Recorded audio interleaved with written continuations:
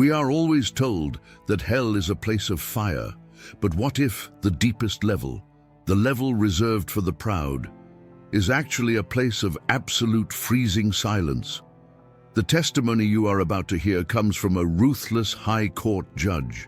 She spent 40 years passing sentences, convinced her status would save her. She was wrong. She didn't go up. She went down. And who she found trapped in the ice next to her will terrify you. It wasn't the murderers, it was the good people. Turn off the distractions. You need to hear this. The last thing I heard was the rain hitting the glass of my hospital room window. It was that steady, relentless Seattle rain, the kind that turns the sky into a sheet of gray slate and makes the world feel small and enclosed. I was 78 years old. I was lying in a private suite at Swedish Medical Center, surrounded by the best equipment money and influence could buy. There was no pain anymore, just a strange, floating numbness that started in my toes and was slowly working its way up toward my chest. I remember looking at the water streaking down the pane and thinking that it looked like the bars of a cell, but I pushed that thought away. I was not the one behind bars. I was the one who put people there. I was a judge. For 40 years, I sat on the Superior Court bench, wearing the black robe that separated me from the rest of humanity. I held the gavel, and with a single strike of wood against wood, I decided the fate of men and women. I decided who went home to their families and who went to prison. I decided who was telling the truth and who was a liar. I built my entire life around the concept of judgment, believing that I was the ultimate standard of what was right and wrong. I was respected. I was feared. I was the Iron Lady of the district, unshakable and cold. But I was not always that woman.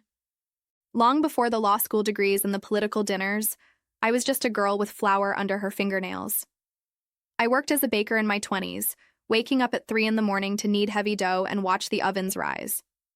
It was a simple life, a life of service, feeding people, smelling the yeast and the warmth. But I hated it.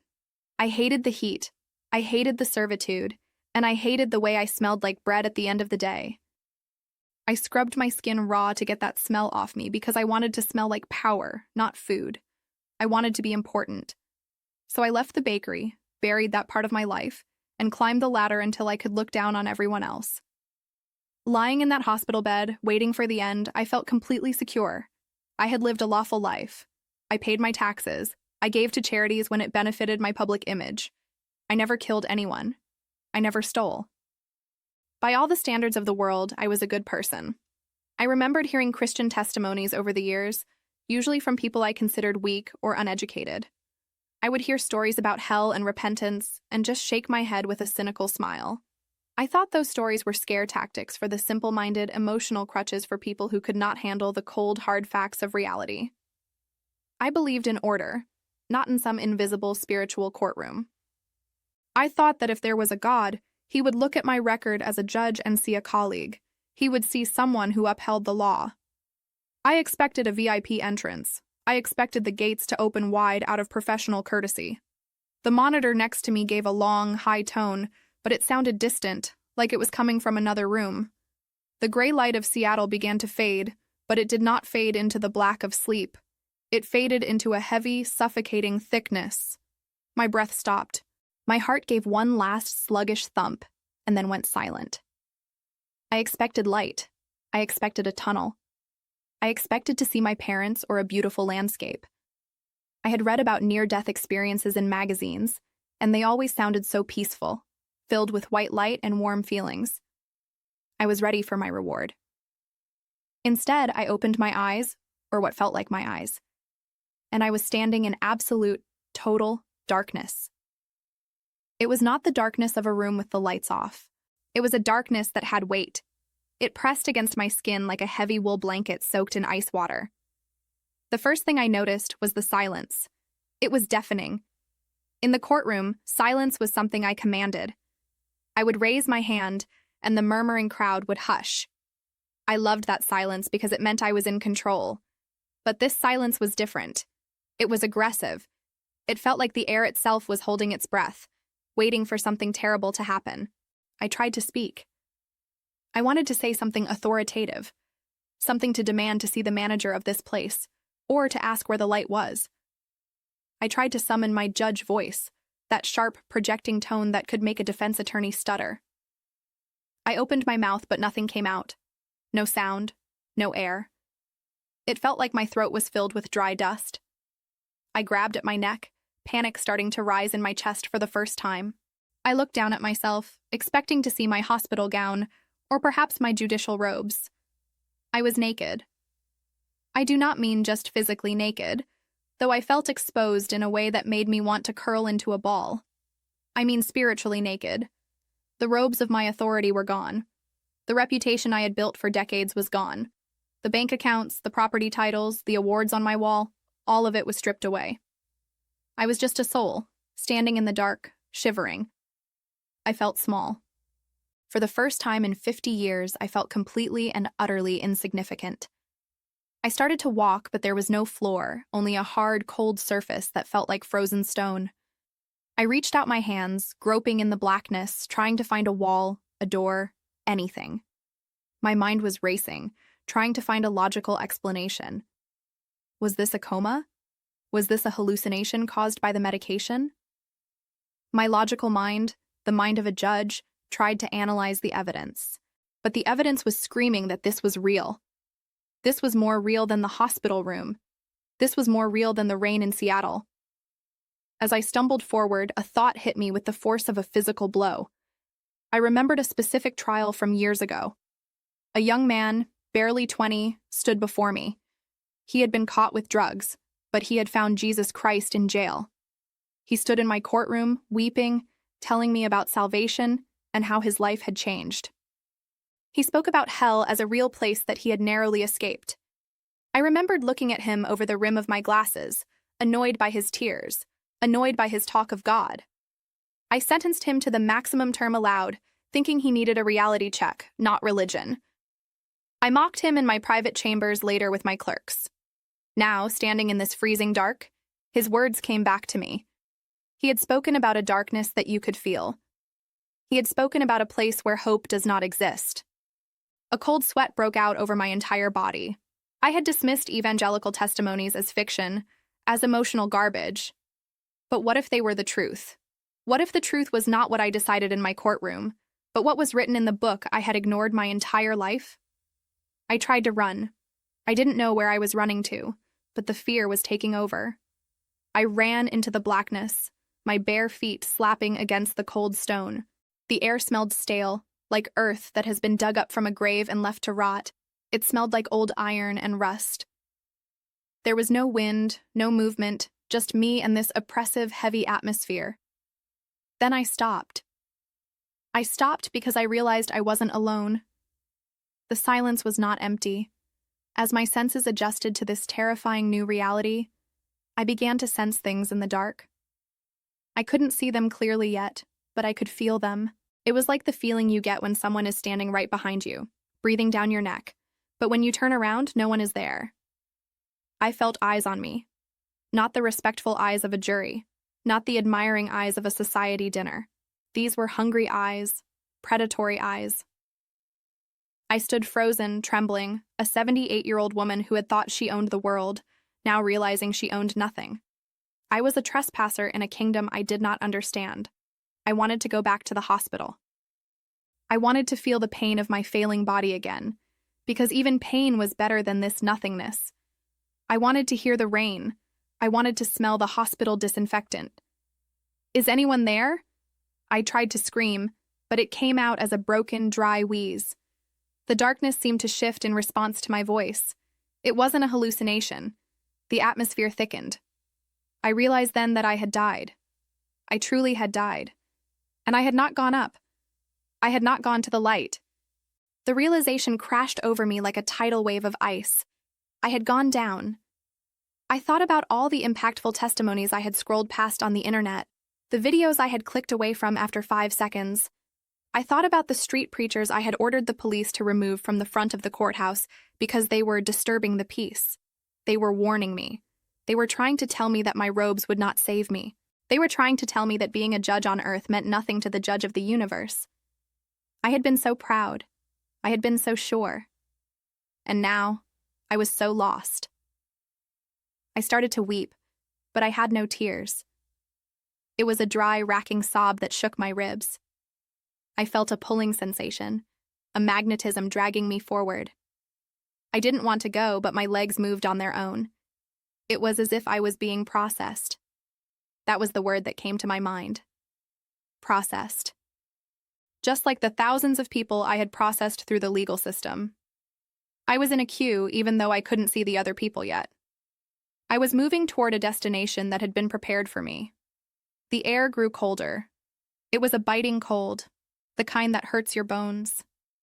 It reminded me of the walk-in freezers in the bakery where I used to work as a girl, the cold that would numb your fingers until they couldn't move. But this cold was internal. It felt like my soul was freezing. I walked for what felt like hours, or maybe minutes.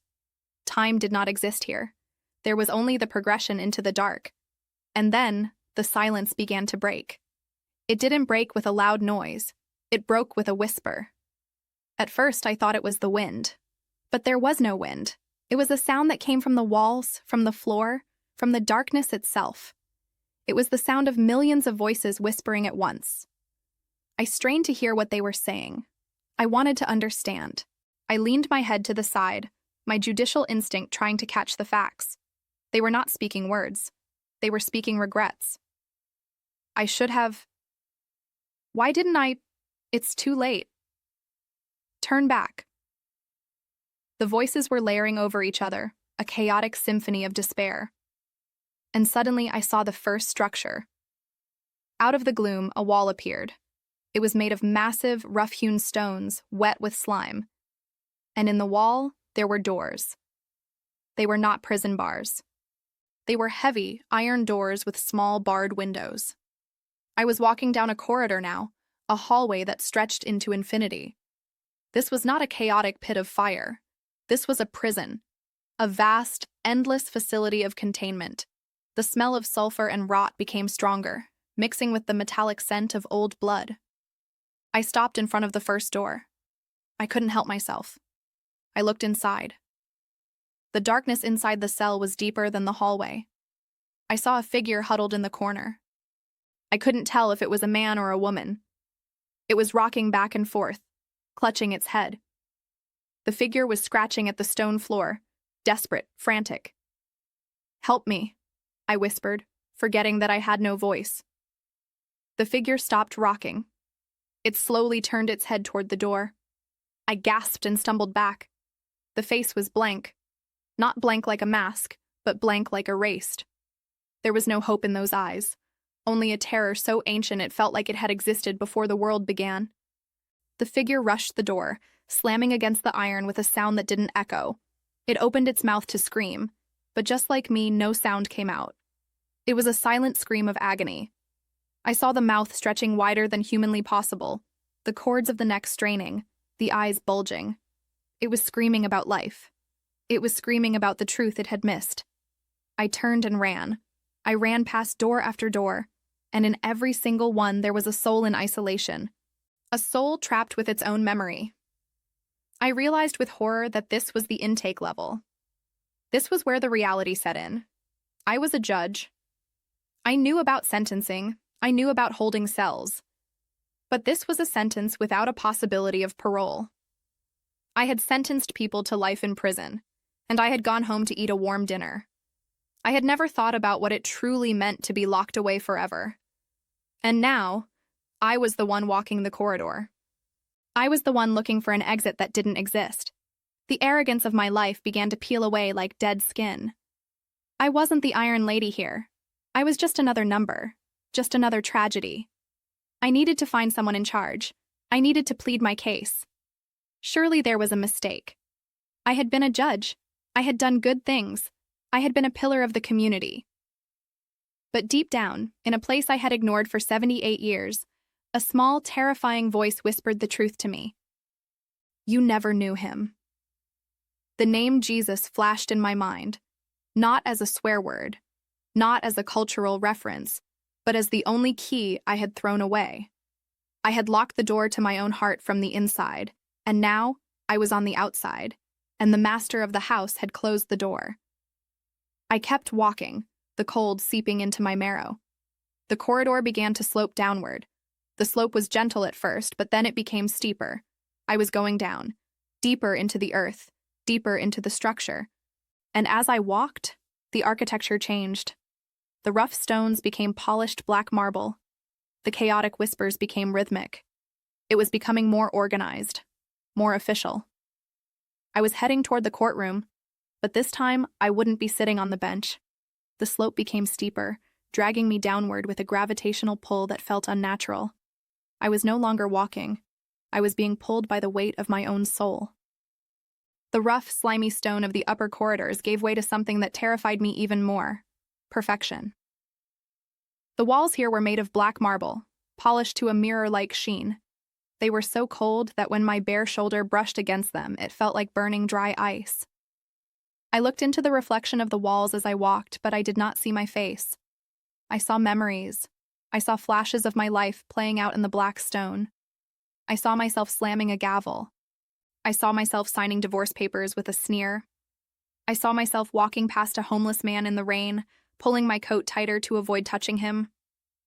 The walls were recording me. They were witnessing against me. I realized then that hell is not just a place of punishment. It is a place of absolute, terrifying record-keeping. As I descended further, the corridor widened into a vast, cavernous hall. It looked like the grandest train station in the world, or perhaps a massive government atrium, but stripped of all color and warmth. The ceiling was lost in shadows, so high I couldn't see the top. And there, standing in perfect, rigid formation, were the guards. They were not the demons with horns and pitchforks that I had seen in medieval paintings or mocked in cartoons. They were tall, perhaps 7 or 8 feet high, clad in armor that looked like it was made of woven shadows. They had no faces. Where a face should have been, there was only a smooth, blank surface of gray slate. They did not speak. They did not move.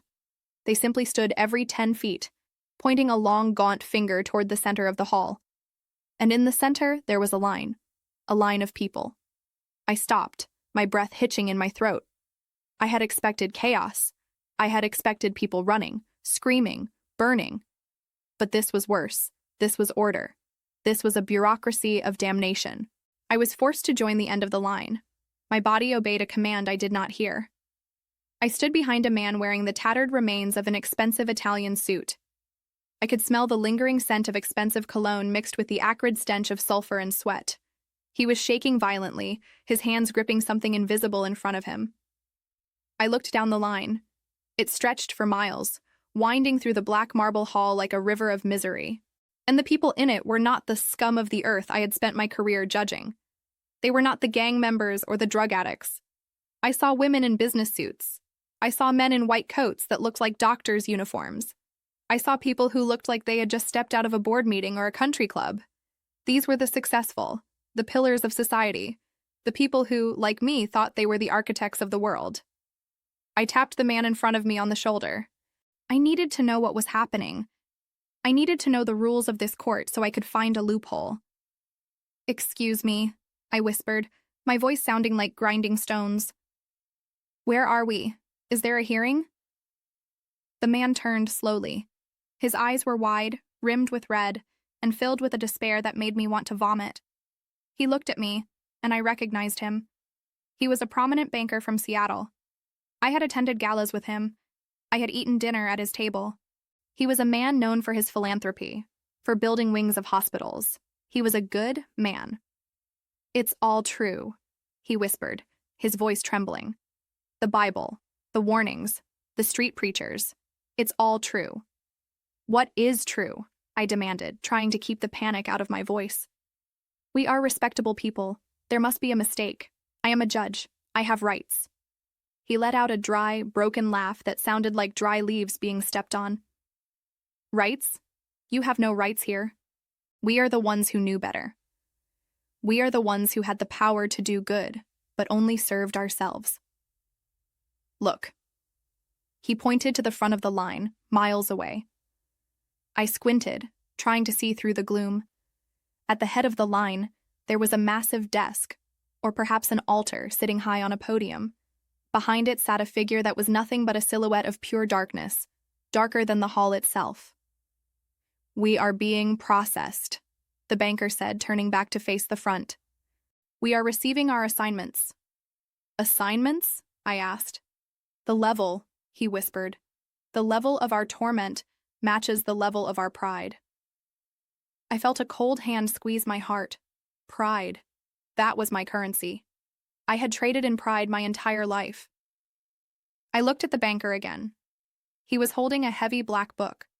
I hadn't noticed it before because it blended with his suit. "What is that?" I pointed to the book. "My ledger," he said, tears finally spilling from his eyes, turning to steam as they hit the freezing floor. "Every transaction, every hidden fee, every widow I foreclosed on, every time I chose profit over mercy. It's all in here. I have to carry it. It gets heavier with every step." I looked down at my own hands. They were empty.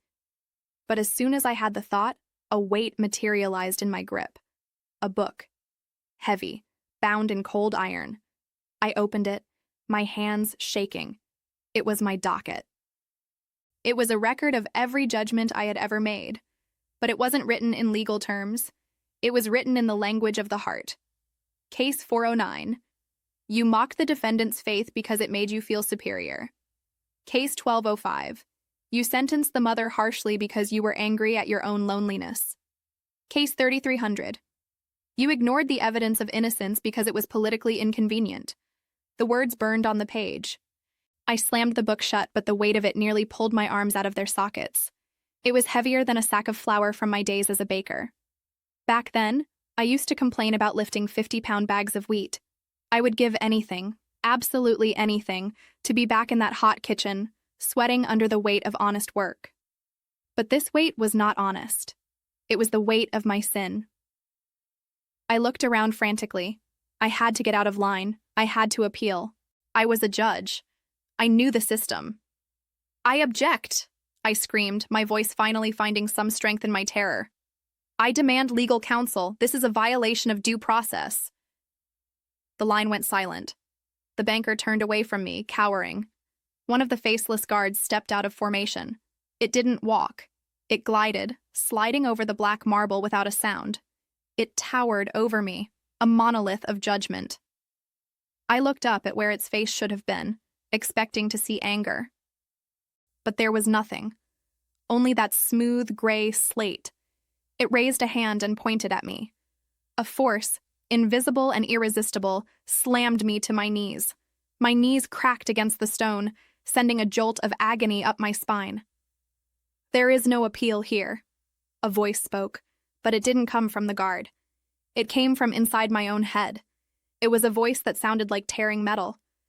"Justice has been served. You spent your life judging others by the law, but you refused to accept the grace that was offered to you. You chose the law.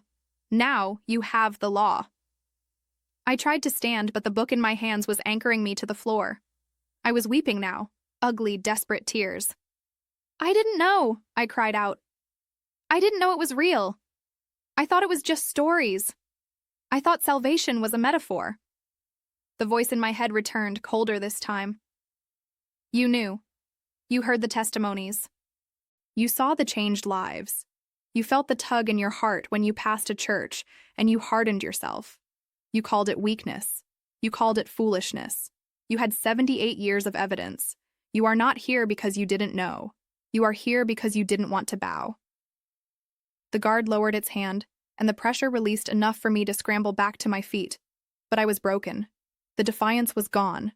The Iron Lady was gone. I looked at the line again. It was moving. Slowly, methodically, we were shuffling toward the darkness at the end of the hall. I saw people being handed over to other entities, creatures that dragged them away into different corridors. I heard the sounds of doors slamming, of locks turning, of weeping that never ended. I remembered a young woman who had cleaned my chambers. She was a simple girl, always humming songs about Jesus. I used to scold her for making noise. I told her to be professional. She would just smile and say, "I'm sorry, Judge. I just have so much joy." Joy. I realize now that I had never felt joy. I had felt satisfaction. I had felt triumph. I had felt relief. But I had never felt joy. That girl, with her mop and bucket, was a queen compared to me. She was likely in a place of light right now, while I, the honorable judge, was standing in a line of the damned, clutching a book of my own failures. I wanted to warn someone. I wanted to run back to the entrance, break through the darkness, and wake up in my hospital bed. I wanted to grab the nurse by the shoulders and shake her. I wanted to tell her that hell is not a party.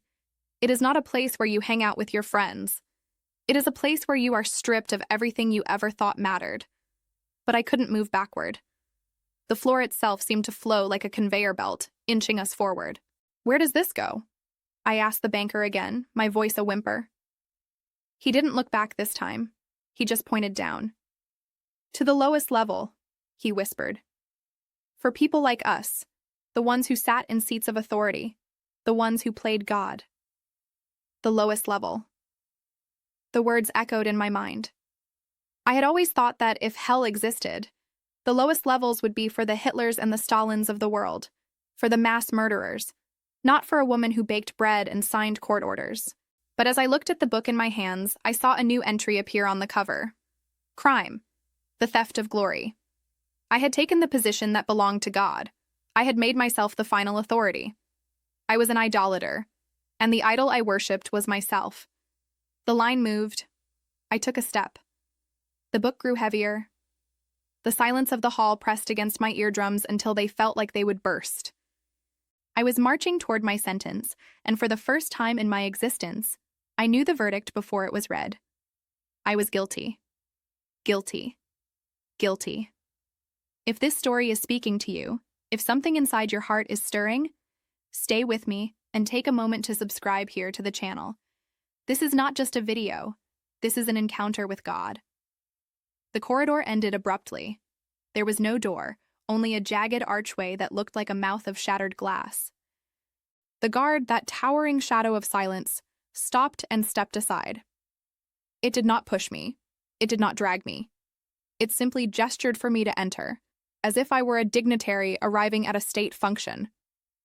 I stepped through the archway, and the air changed instantly. If the corridor had been cold, this place was the absolute zero of existence. It was a cold that didn't just touch the skin, it stopped the blood. It was a vacuum of heat, a place where warmth was a memory that had never existed. I found myself standing on the rim of a vast circular depression. It looked like a coliseum, or perhaps a massive amphitheater, but it was carved entirely out of black ice and obsidian. The ceiling was gone, replaced by a swirling void of heavy, suffocating smoke that blocked out any hope of a sky. This was the lowest level. I gripped the heavy iron book of my sins against my chest, trying to preserve whatever tiny spark of body heat I had left. My breath came out in thick, white clouds that crystallized instantly and fell to the floor as snow. I looked out over the vast expanse, expecting to see a pit of writhing bodies, a lake of fire, or demons torturing the souls of the wicked. I expected the screams of murderers, the wails of tyrants, the chaos of the insane. But there was no chaos. There were rows. Endless, perfect, concentric rows of seats, rising up from a central point like a parliament or a Supreme Court gallery. And in those seats sat the residents. They were not moving. I walked down the aisle, my bare feet sticking to the frozen floor with every step, tearing the skin as I forced myself to move. I needed to see them. I needed to know who was here in the depths. I approached the first row I could reach. There sat a man.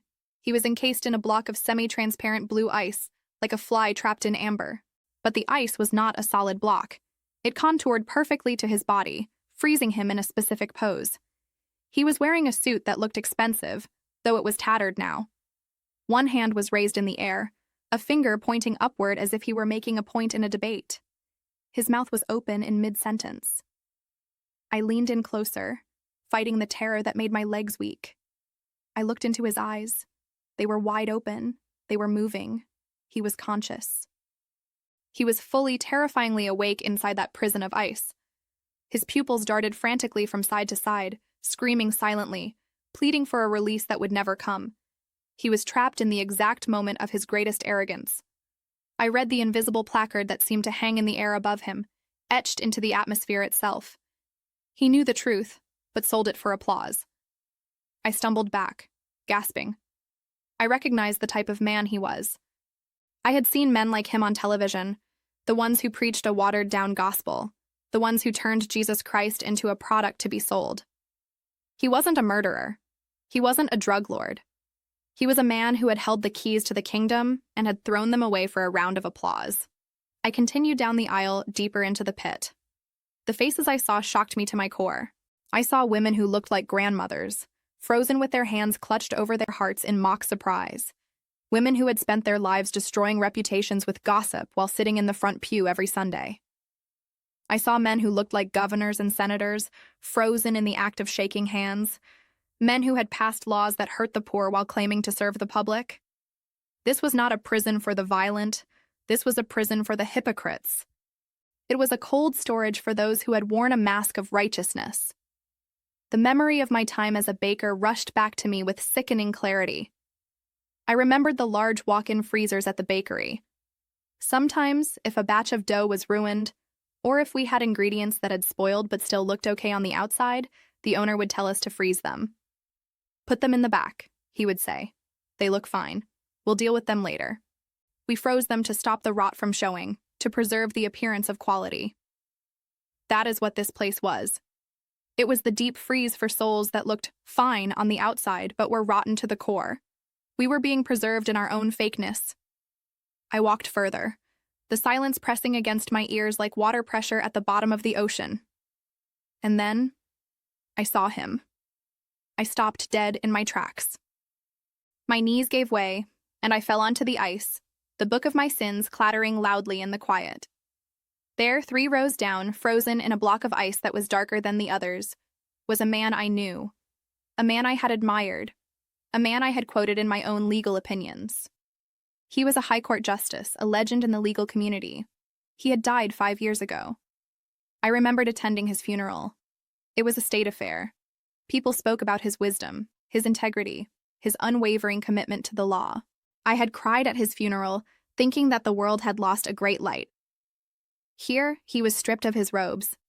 He was sitting in a chair of ice, his head thrown back, his mouth open in a scream that would never be heard. His hands were clawing at his own chest, as if trying to rip out his heart. But it was his eyes that broke me. When I looked into his eyes, I didn't see the wisdom I had admired. I saw a bottomless, devouring pride. I crawled toward his frozen form, pulling myself over the ice. "Justice," I whispered, my voice barely audible. "You? Why you?" The thought entered my mind, not as a voice, but as a transfer of knowledge. In this place, secrets are not hidden. The ice amplifies them. I suddenly knew why he was here. I saw the flash of his memory. I saw him in his chambers late at night reading a case file. He knew the defendant was innocent. He saw the clear evidence. But the defendant was politically unpopular. To free him would cost the justice his chance at a promotion. I saw him take the pen, the gold fountain pen I had admired, and sign the order that condemned an innocent man to die. He had sacrificed a life for his career. He had used the law as a weapon of self-promotion. He was not a guardian of justice. He was an assassin in a robe. I looked at him and I saw myself. I was no different. How many times had I rushed a verdict because I had a dinner reservation? How many times had I ignored the trembling hands of a witness because I found them annoying? How many times had I silenced the voice of conscience because it conflicted with the letter of the law? I scrambled away from him, terrified that his ice would spread to me. I stood up and spun around, looking for an exit. But the rows went on forever. Up and up they went, filled with the frozen forms of people who had been good by the world's standards. "This is wrong," I screamed, my voice finally tearing through the silence, raw and bleeding. "I am not like them. I was a baker. I made bread. I fed people. I worked hard." I was bargaining. I was trying to use my simple profession to hide my big sins. I was trying to show God my dirty apron because I was too ashamed of my judicial robe. But the darkness didn't care about my bargaining. A sound began to rumble through the amphitheater. It sounded like a massive stone door rolling shut. The empty seat next to the High Court Justice began to glow with a faint, pale light. It was waiting for me. I realized with a horror that dissolved my sanity that there was no chaotic torture here, because the torture was internal. The torture was to be frozen forever with the truth you denied. To sit in the dark, unable to move, unable to speak, replaying the moments where you chose yourself over God, over and over again, for eternity. I looked at the empty seat. I saw my name etched into the ice. Here sits the judge who judged everyone but herself. "No," I screamed. "No, please, I want to repent, I want to change." But the words felt empty even as I said them. Was I sorry for my sins? Or was I just sorry for the punishment? The atmosphere of hell strips away the lies. I realized I was still trying to save my own skin. I wasn't weeping for the people I had hurt. I was weeping because I was cold. The faceless guard appeared again at the end of the aisle. It pointed to the seat. I tried to run. I turned and sprinted toward the center of the amphitheater, toward the open space at the bottom. I thought maybe there was a drain, a hole, anything to escape this frozen gallery of hypocrites. I reached the center. It was a flat, polished circle of ice, like a skating rink. I slipped and fell hard, sliding to the middle. I lay there panting, the cold seeping into my organs. I couldn't feel my fingers anymore. I couldn't feel my feet. The book of sins was still clutched in my hand, frozen to my skin now. I looked up. High above, in the swirling smoke, I saw something. It wasn't a light. It was a shape. It looked like a gavel. A massive spectral gavel, hanging suspended over the entire pit. It was the size of a skyscraper. It hung there, poised to strike. And I knew what it represented. It was the final judgment. The judgment I had spent my life mocking. The judgment I thought I was exempt from because I wore a black robe. I was lying on the anvil, and the hammer was about to fall. I curled into a fetal position, sobbing into the ice. I remembered the Christian testimonies I had heard about the fire. Fire would have been a mercy. Fire moves. Fire consumes. This cold was a preservation of horror. It kept you fresh for the pain. "I'm sorry," I whispered into the ice. "I'm so sorry." But the silence only deepened. The frozen eyes of the thousands of souls in the gallery were all fixed on me. The justice, the bishop, the politicians, the good people. They were watching the new arrival. They were welcoming me to the club of the damned. I closed my eyes, waiting for the ice to take me. Waiting to become just another statue in this museum of regrets. But then, the floor beneath me began to vibrate. The gavel above didn't fall. Instead, the floor opened. I wasn't done falling. The center of the pit was not a floor. It was a trapdoor. I fell through the ice, plunging into a darkness that was somehow even deeper, even more personal. I wasn't just falling into a place. I was falling into a confrontation. I was about to face the source of the law I had twisted. I fell, screaming soundlessly, into the void. The fall did not end with an impact. There was no shattering of bones or splashing of water.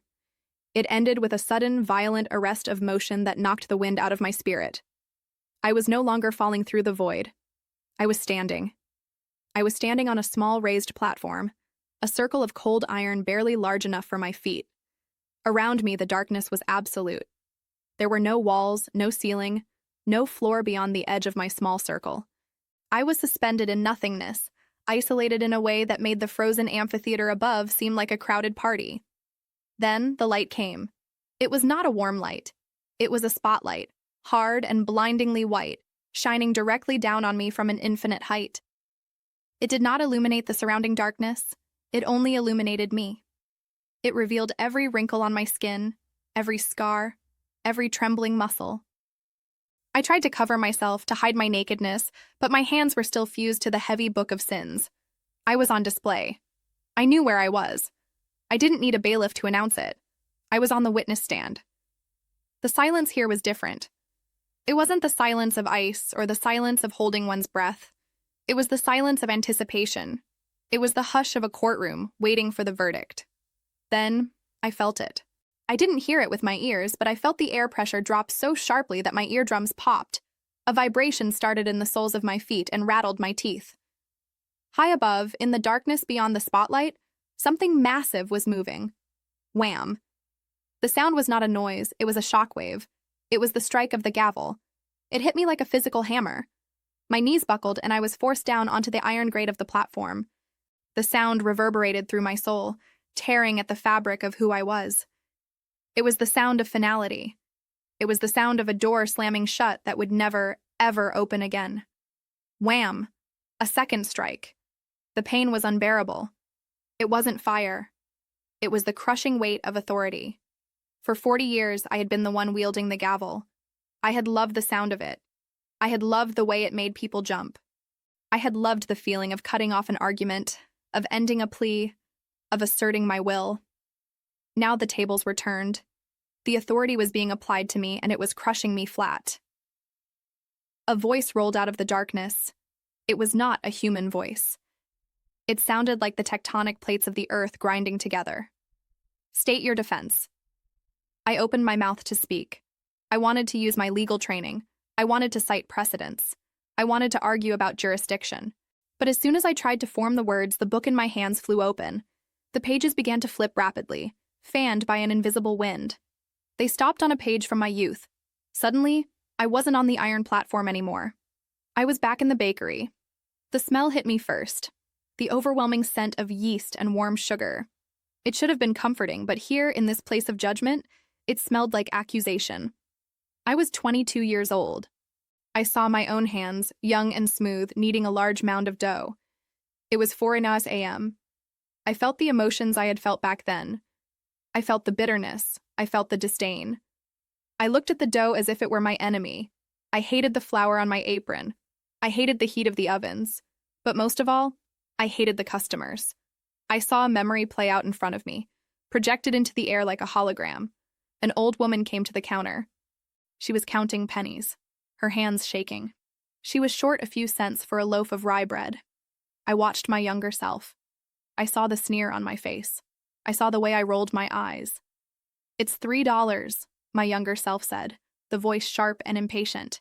"If you don't have it, step aside. You're holding up the line." The old woman looked down, ashamed. "I'm sorry," she whispered. "I thought I had enough." "Well, you don't," my younger self snapped. I took the bread off the counter and threw it back into the bin with a loud thud. I didn't care about her hunger. I didn't care about her dignity. I only cared that she was wasting my time. I wanted to be a judge. I wanted to be important.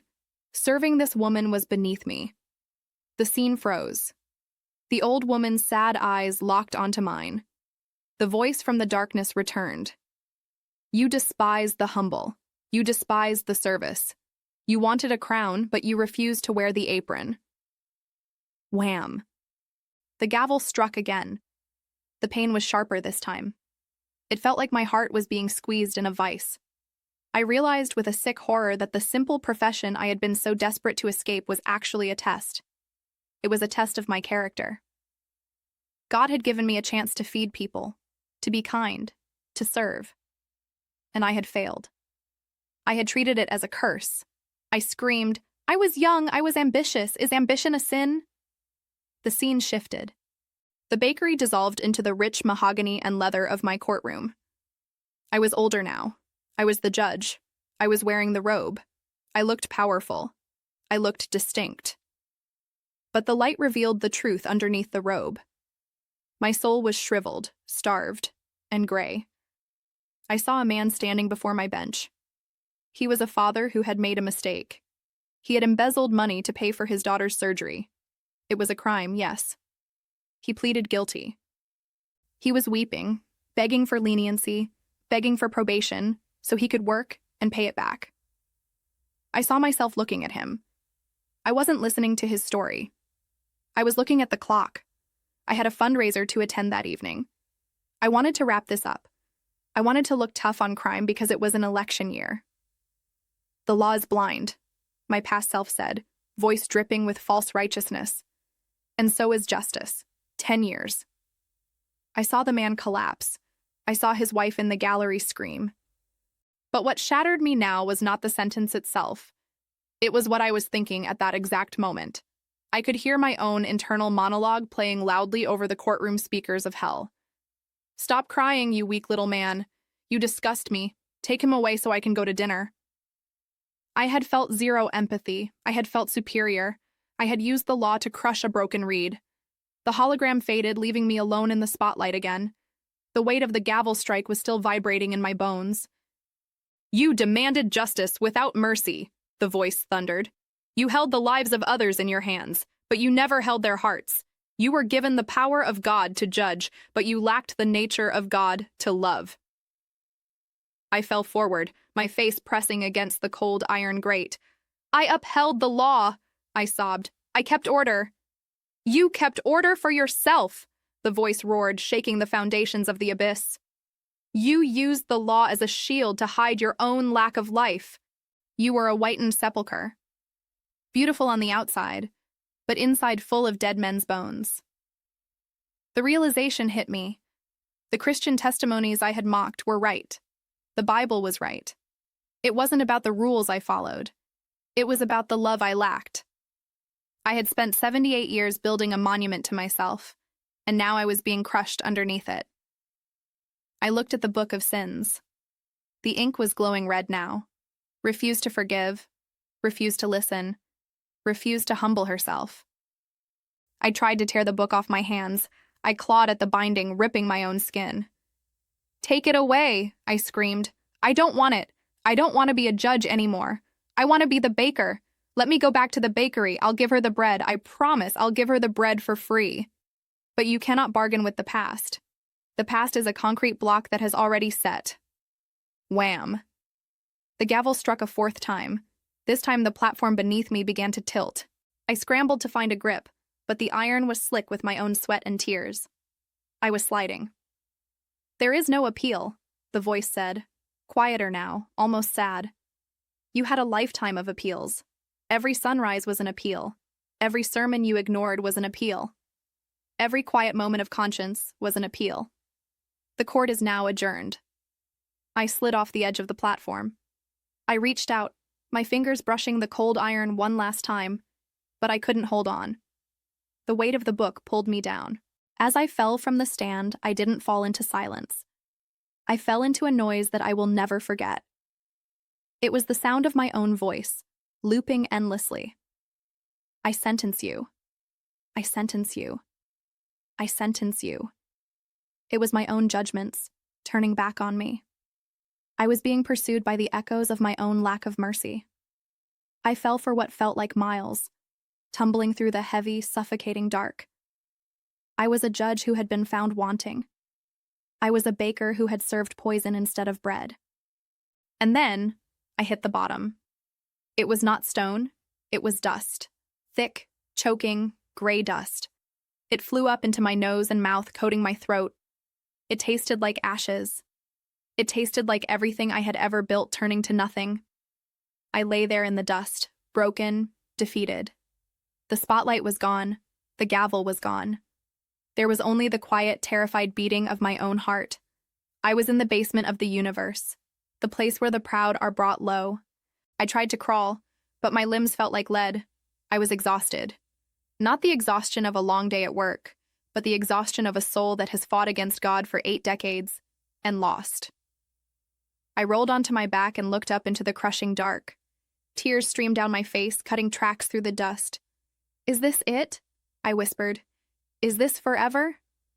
I thought about Jesus, not the swear word, not the political symbol, but the man who had washed feet, the man who had eaten with sinners, the man who had been judged by people like me.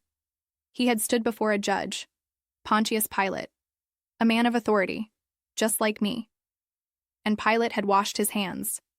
I looked at my hands, covered in the dust of hell. I couldn't wash them. A terrible, beautiful thought pierced my mind.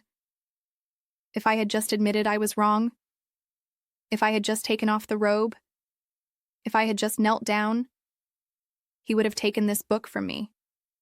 He would have taken the sentence. He had already taken the sentence.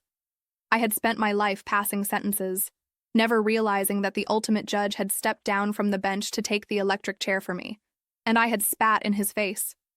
The regret was worse than the cold. It was worse than the gavel. It was a fire that started in my belly and burned upward. It was the fire of repentance coming too late. "Jesus!" I screamed the name. I didn't scream it in anger. I didn't scream it in panic. I screamed it like a drowning woman screaming for a lifeline. Jesus, I'm sorry, I'm not a judge. I'm just a sinner. I'm just a foolish old woman. Help me. I screamed until my throat bled. I screamed until the dust filled my lungs. I gave up my dignity. I gave up my title. I lay flat on my face in the dust of the pit, and I surrendered. I expected the darkness to swallow me whole. I expected the demons to come. I expected the gavel to strike one last time and end me. But then, I felt it. A drop. Not a drop of rain. Not a drop of cold water. A drop of warmth. It hit the back of my neck, searing through the chill of the grave. It felt like a drop of hot oil, or perhaps a drop of warm blood. I lifted my head from the dust. Above me, in the impenetrable blackness, a tiny pinprick of light appeared. It wasn't white, it was red. It pulsed like a heartbeat, and it was getting closer. The drop of warmth did not fade. It sat on the back of my neck, a single point of heat in a universe of ice. It was impossibly small, yet it felt heavier than the book of sins chained to my hands. It was heavy with life. I lay in the dust, afraid to move. In the courtroom of my life, I had learned that hope was a dangerous thing. Hope was what defense attorneys sold to guilty clients. Hope was a feeling that clouded judgment. But here, in the absolute bottom of the pit, hope was not a feeling. It was an invasion. I lifted my head an inch. The dust of the abyss coated my lips, tasting of bitter iron. Above me, the red pinpoint of light pulsed again. It was rhythmic, steady, like the heartbeat of a living thing. And with every pulse, the suffocating silence of hell was pushed back just a fraction. I tried to speak, but my voice was gone. I had screamed it away. But I realized then that I didn't need a voice to testify. The court of heaven doesn't listen to the acoustics of the throat. It listens to the frequency of the soul. I closed my eyes and went inward. I stripped away the judge. I mentally took off the black robe that I had worn like armor for 40 years. I folded it up and set it aside. Beneath it, I took off the expensive suits, the silk blouses, the pearls that I wore to signal my status. I took off the university degrees, the plaques, the newspaper clippings that called me the Iron Lady. I took off the pride of my intellect. I took off the arrogance of my morality. I imagined myself back in the bakery, not as the angry supervisor, but as the raw dough. I remembered the feeling of the dough on the table, shapeless, heavy, cold. It could do nothing on its own. It needed the baker's hands to punch it, to fold it, to stretch it. It needed the yeast, a living organism, to enter it and make it rise. Without the yeast, it was just a lump of wet clay. Without the fire of the oven, it would never become bread. Make me dough, I prayed in the silence of my heart. Lord, I am just a lump of clay. I am hard, I am cold, I am useless. It was the first honest prayer I had ever prayed. I wasn't asking for a reduced sentence. I wasn't asking for a mistrial. I was asking to be remade. The red light above me expanded. It turned from a pinpoint into a beam, a narrow shaft of crimson light cutting through the darkness like a laser. It hit the book of sins in my hands. The iron cover of the book began to hiss. The cold metal reacted violently to the warmth of the light. Smoke rose from the binding. The weight of it, which had been pulling my arms from their sockets, began to shift. I am guilty, I whispered, the sound barely escaping my cracked lips.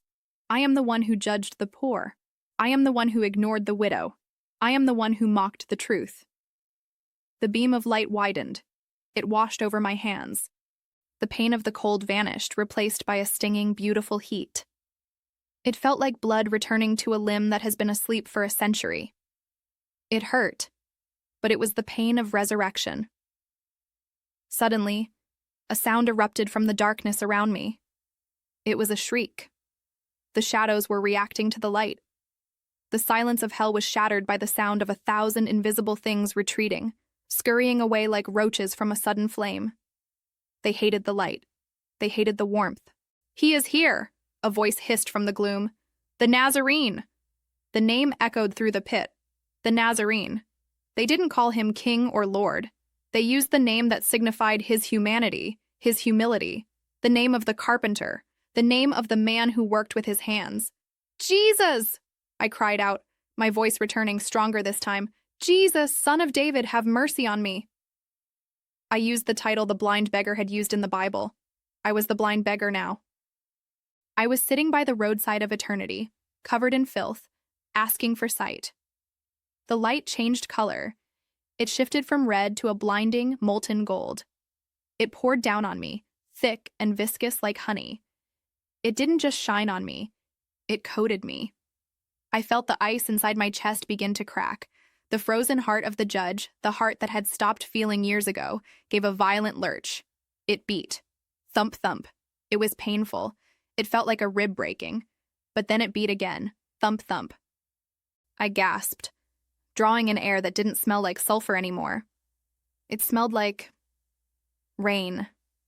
It smelled like ozone and wet pavement. It smelled like the world I had left behind. I don't want to be a judge, I wept, the tears flowing freely now, washing the dust from my face. I want to be a child. I want to be a servant. Take my gavel. Take my chair. Just give me a crumb from your table. The light became blinding. I couldn't see the darkness anymore. I couldn't see the pit. I was wrapped in a cocoon of fire. And then I saw a hand. It reached down from the source of the light. It was not a smooth, manicured hand like mine. It was a worker's hand. It was rough. It was scarred. And right in the center of the palm, there was a hole. It was the only imperfect thing I had seen in this place of terrifying perfection. The hell I had walked through was perfectly organized, perfectly cold, perfectly just. But this hand was broken. It was wounded. It was the wound that satisfied the law. I realized then the great cosmic joke I had missed my entire life. I had tried to be perfect to please God, but God didn't want my perfection. He wanted my brokenness so he could fill it with his. The law demands perfection, but grace flows through wounds. I reached up. My hand was shaking. My fingers were stained with the ink of my sins. I was afraid to touch him. I was afraid I would dirty him. I'm not clean, I whispered. A voice spoke from the light.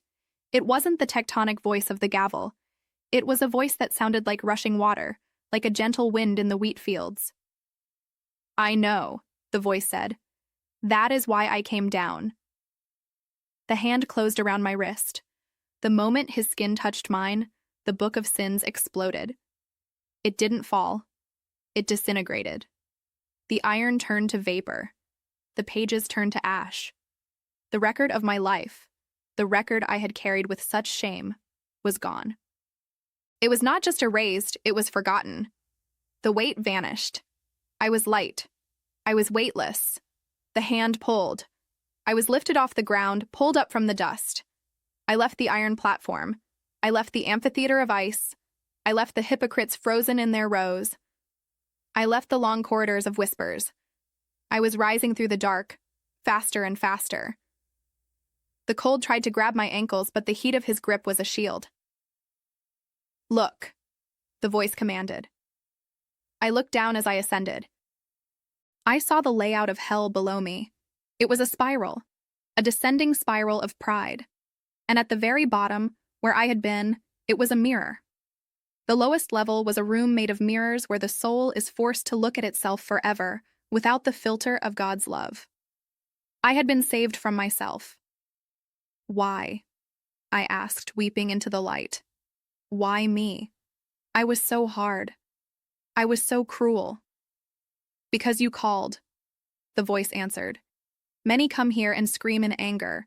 Many scream in blame. You screamed in repentance. You asked to be dough. The light became so intense that it wiped out my vision entirely. I felt a sensation of burning. But it wasn't destroying me. It was cauterizing me. It was burning away the desire for status. It was burning away the need to be right. It was burning away the judge. I felt the sensation of rain on my face again. Real rain. Cold, wet, earthly rain. The smell of the hospital returned. The antiseptic, the floor wax, the metallic tang of machines. But the warmth didn't leave my chest. The ember from the oven was still there, glowing deep inside my ribs. I heard a voice, but it wasn't God's voice. It was a human voice, a panic-stricken voice. "She's crashing. Get the paddles. No, wait, look at the monitor. I have a pulse. It's thready, but it's there." Impossible. She was flatlined for 4 minutes. "Look at her eyes. She's crying." I felt the heavy weight of my body return. It felt like putting on a wetsuit of lead. The pain of my age, the arthritis, the stiffness, it all came rushing back. But I welcomed it. It was the pain of life. It was the pain of a second chance. I opened my eyes. The ceiling tiles of the hospital room came into focus. White, speckled tiles. A fluorescent light buzzed overhead. It was the most beautiful thing I had ever seen. A nurse was standing over me, holding a defibrillator paddle, her mouth open in shock. A doctor was staring at the EKG machine, tapping the screen as if it were broken. I took a breath. It rattled in my chest. It hurt. It was wonderful. I looked at the nurse. She was young, Filipino, with kind eyes. I had ignored her earlier that day. I hadn't even looked at her name tag. I had treated her like furniture. I reached out my hand. It was weak, trembling, covered in liver spots and IV tape. I grabbed her wrist. She flinched, looking terrified. "Judge? Can you hear me?" I shook my head slowly. The word judge tasted like ash in my mouth. I never wanted to hear that title again. "No," I rasped, my voice sounding like it had been dragged through gravel. "No?" she asked, confused. "Do you know who you are?" I squeezed her hand. I felt the warmth of human skin, a miracle of biology and grace. "I am a baker," I whispered. She looked at the doctor, concerned that I had brain damage, but I smiled. It was a weak, crooked smile, but it was real. For the first time in 50 years, my face wasn't a mask of authority. It was a face of gratitude. I coughed, my throat dry. "Water? Do you need water?" the nurse asked, leaning in. "No," I whispered. "I need to tell you where I went." The doctor tried to intervene. "Ma'am, you need to rest. You were dead. Your heart stopped." "I know," I said, staring at the ceiling, seeing the shadow of the hand that had pulled me out. "I know I was dead, but I didn't go up." The room went silent. The rain drummed against the window, harder now, washing the city clean. "I went down," I said, turning my head to look the doctor in the eye. "And I saw what waits for us." I closed my eyes, and the image of the frozen amphitheater burned behind my lids. I knew I had work to do. I had been sent back with a mission. The docket was cleared, but the assignment had changed. I wasn't here to pass sentences anymore. I was here to issue pardons. I was here to warn the other judges. "Get me a chaplain," I said, my voice gaining a shred of strength. "And bring me a pen. I have a testimony to write." I stayed in the hospital for 3 more days. The doctors ran every test imaginable. They scanned my brain, my heart, my lungs. They were looking for a clot, a seizure, a physiological explanation for the 4 minutes I spent dead. They found nothing. My heart, which had been failing, was beating with a rhythm that was stronger than it had been in 20 years. They called it a medical anomaly. I called it a resurrection. When I was finally discharged, it was still raining. My driver was waiting for me at the entrance with the black town car I used to insist on. He opened the door, holding a large umbrella to shield me from a few drops of water. In the past, I would have scolded him if a single drop hit my coat. I stopped on the sidewalk. I looked up into the gray, weeping sky. I let the rain hit my face. It ran down my cheeks, soaking my collar. "Ma'am?" the driver asked, looking nervous. "You'll get cold." I smiled at him. "I know what cold is, Thomas. This isn't cold. This is life." I got in the car, but I didn't give him the address to my penthouse. "Take me to the courthouse," I said. He looked at me in the rearview mirror, confused. "But ma'am, it's Sunday. The court is closed." "I know," I said. "I have keys." We drove through the wet streets of Seattle. I looked out the window at the people. Before, I saw them as potential plaintiffs or defendants. I saw them as nuisances. Now I saw them as souls. I saw the invisible timers ticking above their heads. I wanted to roll down the window and scream, "Wake up, it's real, it's all real." But I knew they wouldn't listen to a screaming old woman in a luxury car. I had to show them. We arrived at the courthouse. I walked through the empty metal detectors, my heels clicking on the marble floors. The sound used to make me feel powerful. Now it reminded me of the frozen corridor of whispers. I took the elevator up to my chambers. The room smelled of old paper and furniture polish. My black robe was hanging on the coat rack in the corner. It looked like a shroud. I walked over to it and ran my hand over the fabric. It was heavy, high-quality silk. I had worn it like a priest wears vestments. I had hidden my sins under this black tent. I took it off the hanger. I folded it up. I placed it in the metal wastebasket next to my desk. I took a lighter from my drawer. I used to smoke secretly when the stress got too high. I lit the corner of the fabric. It didn't burn easily at first, but then the flame caught. The silk curled and blackened. The smell of burning fabric filled the room, choking out the smell of the polish. I watched it turn to ash. I wasn't just burning a piece of clothing. I was burning my identity. I was burning the idol I had worshipped for 40 years. I sat at my desk and wrote a letter of resignation. I didn't cite health reasons. I wrote the truth. I am resigning because I am no longer fit to judge others until I have learned to serve them.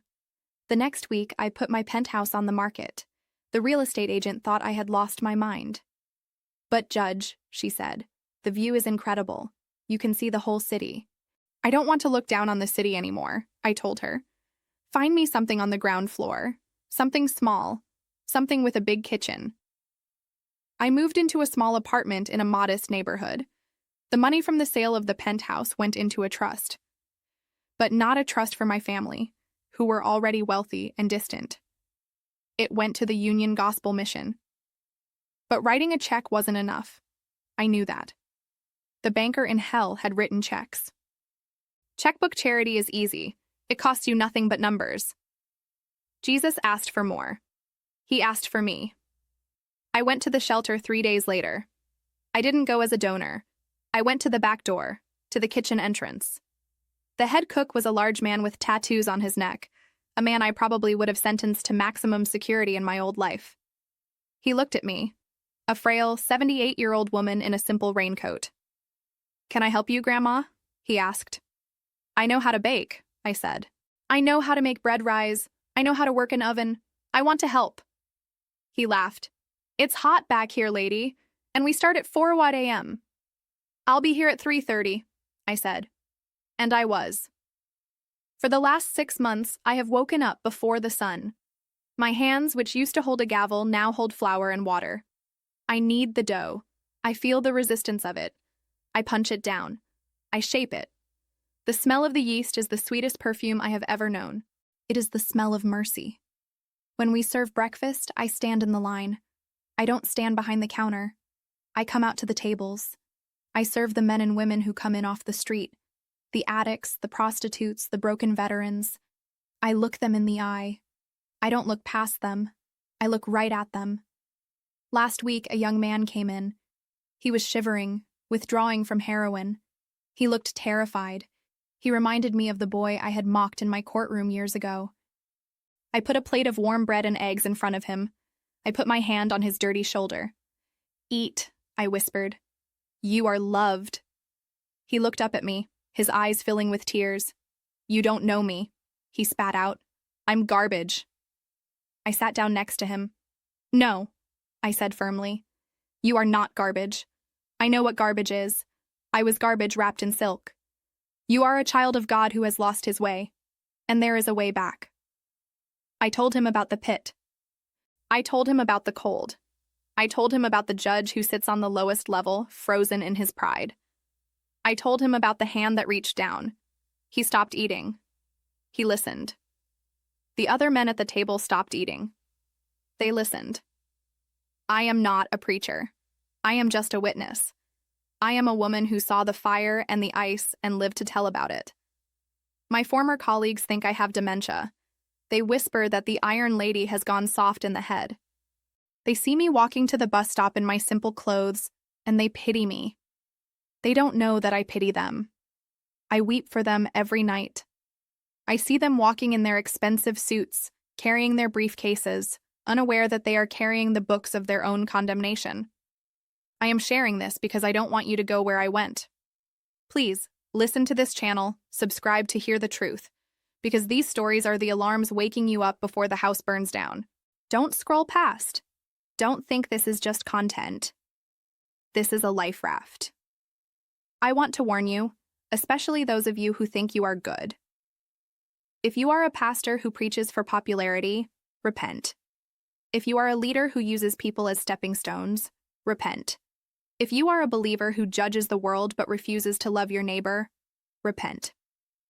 The lowest level of hell is not for the monsters you see on the news. It is for the people who sat in the front row of the church and the courtroom. It is for the people who knew the truth but held it in unrighteousness. It is for the proud. Don't let your pride freeze you. I am an old woman now. My back hurts. My hands ache from the kneading. But every ache is a reminder that I am still here. I am still capable of serving. Yesterday, it rained again. I walked home from the shelter without an umbrella. I let the water soak me to the bone. I stood on the corner of 4th and Pike, surrounded by the rush of the city, and I lifted my face to the gray sky. I whispered the only verdict that matters anymore. Not guilty. Not because I am innocent, but because the judge of all the earth stepped down from his throne, took my place in the dark, and paid my bail with his own blood.